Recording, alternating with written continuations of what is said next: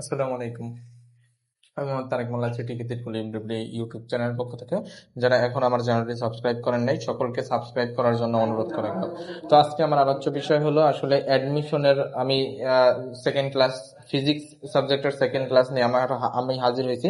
আমরা ফার্স্ট ক্লাসে মান কনভার্ট এবং ইয়ে নিয়ে আলোচনা করছিলাম, মান কনভার্ট এবং আমরা রাশি নিয়ে আলোচনা করছিলাম। এখন আমার আলোচ্য বিষয় হলো দ্বিতীয় অধ্যায় ফিজিক্সের গতি।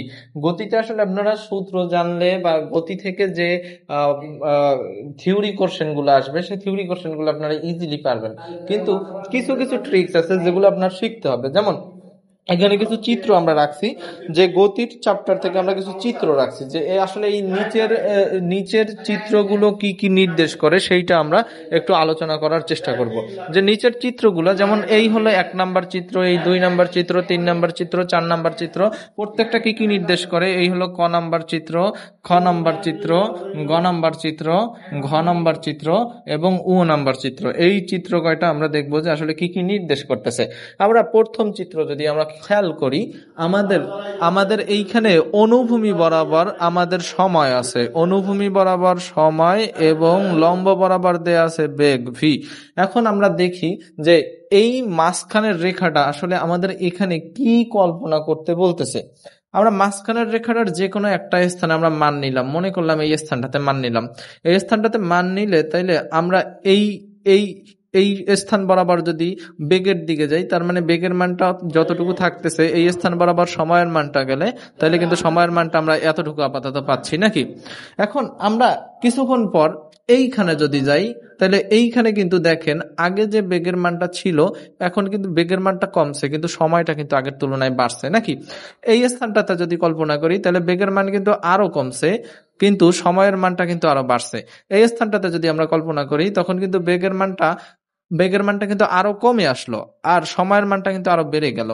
এই স্থানটাতে কল্পনা করলে বেগের মান কিন্তু আরো কমবে, সময়ের মানটা কিন্তু আরো বাড়বে। তার মানে আমরা কিন্তু বুঝতে পারতেছি সময় আস্তে আস্তে বাড়তেছে, সময় আস্তে আস্তে বাড়তেছে আর বেগটা কিন্তু আস্তে আস্তে কমতেছে। এই এই স্থানটাতে দেখলে সময় এই, বেগ এই স্থানটাতে দেখলে এই সময়টাতে যদি দেখি সময় এই, তার মানে এই স্থানে যাবে, তাই এই স্থানটাতে দেখলে সময় বাড়ছে কিন্তু বেগ কমছে।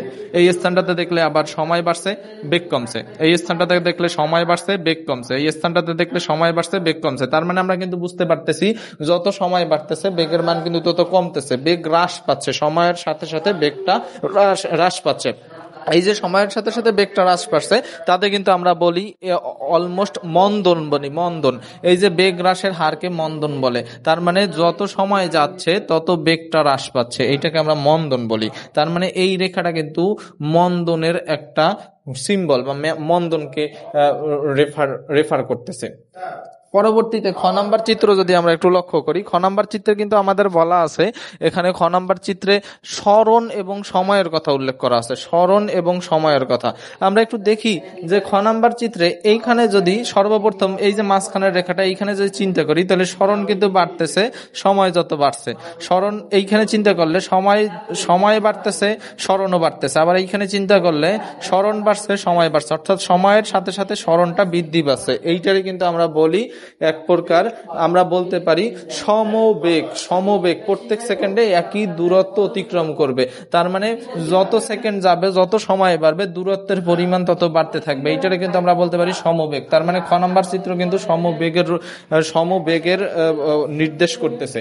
এখন আমরা গ নাম্বার চিত্রটা যদি দেখি, গ নাম্বার চিত্রটা দেখি আমরা কিন্তু এই উপর বরাবর কিন্তু ত্বরণ নির্দেশ করছে আর এই সাইড বরাবর কিন্তু সময় নির্দেশ করছে। তাহলে আমরা এইখানে যদি চিন্তা করি তার মানে কি সময় কিন্তু যেটা আছে ত্বরণ সেম জায়গায় আছে, এখন সময় বাড়তেছে কিন্তু ত্বরণের মান কিন্তু সেম স্থানেই আছে। এই স্থানে দেখলে ত্বরণের মান কিন্তু সেম স্থানে আছে কিন্তু সময় কিন্তু আস্তে আস্তে বেড়েই চলছে, অর্থাৎ সময় আপনার বৃদ্ধি পাক কিন্তু ত্বরণের মান একই থাকবে, কনস্ট্যান্ট থাকবে।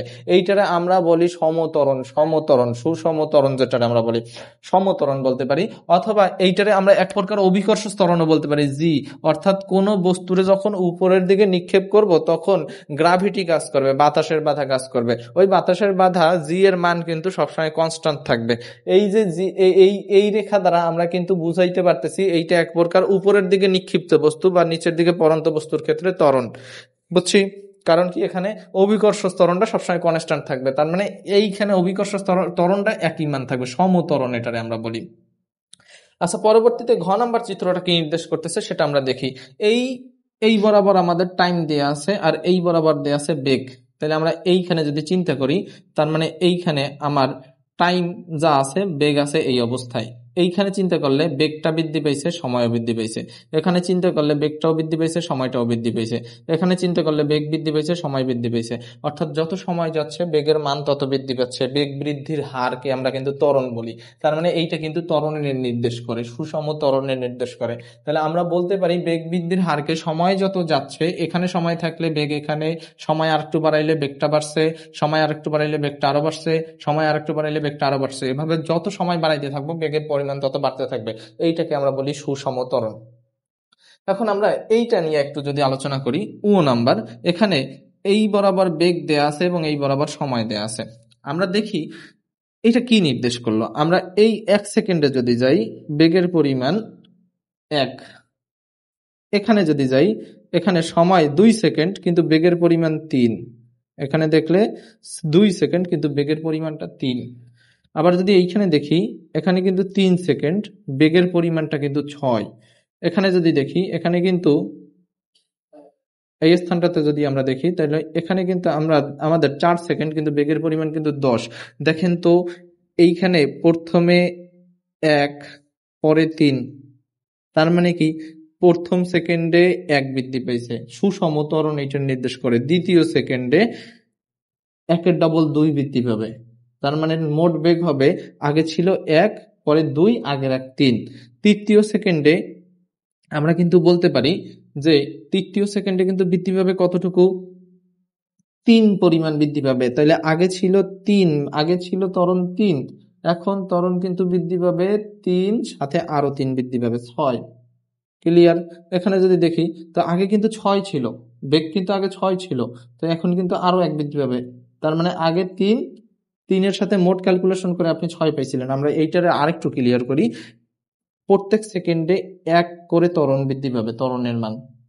তাহলে ত্বরণের মান যদি 1 করে বৃদ্ধি পায়, প্রথম সেকেন্ডে ত্বরণ বৃদ্ধি পাইছে 1, তার মানে বেগ 1। দ্বিতীয় সেকেন্ডে ত্বরণ আরো 1 বৃদ্ধি পাইবে, 2, তার মানে বেগ হবে কত, আগে তো বেগ 1 ছিল, এখন আরো 2 বৃদ্ধি পাইছে, তার মানে আসবে 3। তৃতীয় সেকেন্ডে বেগ আরো 1 বৃদ্ধি পাবে, অর্থাৎ 3 বৃদ্ধি পাবে। তার মানে আগে কিন্তু বেগ ছিল 3, এখন আরো 3 বৃদ্ধি পাবে, তাহলে বেগ হবে 6। এখন চতুর্থ সেকেন্ডে তো আরো 1 বৃদ্ধি পাবে ত্বরণ, কারণ প্রত্যেক সেকেন্ডে তো 1 করে বৃদ্ধি পাচ্ছে। তাহলে চতুর্থ সেকেন্ডে কিন্তু বেগটা হয়ে যাবে, এখানে ত্বরণটা হয়ে যাবে কিন্তু 4, তার মানে বেগটা হয়ে যাবে 6 যোগ 4 সমান সমান কত, 10। তার মানে এটা কিন্তু সুষম হারে ত্বরণটা বৃদ্ধি পাচ্ছে, প্রত্যেক সেকেন্ডে 1 1 করে বৃদ্ধি পাচ্ছে সুষম হারে। তার মানে এইটারে আমরা বলতে পারি সুষম ত্বরণ। ক্লিয়ার? এই লেখচিত্রগুলো আপনারা যদি আসলে এই মাঝখানের রেখাটা যদি একটু বোঝার চেষ্টা করেন, ক্যালকুলেশন করেন, তাইলে আপনি বুঝতে পারবেন যে আসলে এই রেখাটা দ্বারা কি নির্দেশ করা হয়েছে। তো আজকে এই পর্যন্তই থাকবে। সময় দিয়ে সাহায্য করার জন্য ধন্যবাদ। আল্লাহ হাফেজ।